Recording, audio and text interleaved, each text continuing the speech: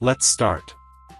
Today we will see how to implement a progress indicator in Flutter Android. There are two types of progress indicators, linear and circular.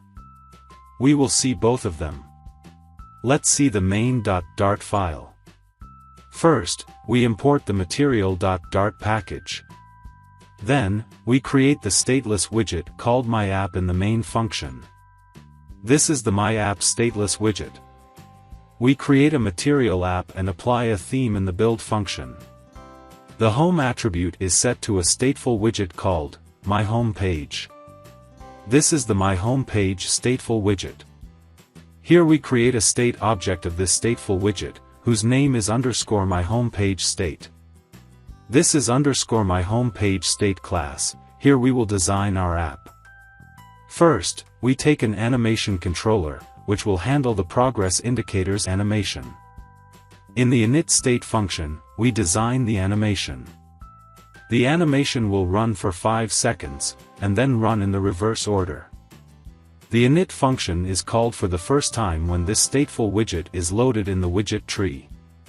So this function will be only called once per screen. So here we can do those kinds of tasks which we want to do only once and want to do before the user starts interacting with the user interface. In the dispose function, we dispose of the animation. This function is called when this page is about to be destroyed, so we flush out any pending and unwanted parts of the code here. In the build function, we have a scaffold widget upon which we will build other widgets. The app bar attribute is set to the app bar widget. We have used the title variable as the title of this app bar. The body attribute is set to the center widget. Inside that, we have a column widget. Inside the column, first, we have a size box. This is used so that we can have some margin from the top end of the screen. Then we have a linear progress indicator. Here we define the colors and value of the indicator. The value comes from the animation controller. Then again, we have a size box. This is used so that we can have some margin below the linear progress indicator. Then we have a circular progress indicator.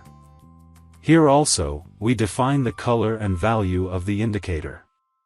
Let's run the app.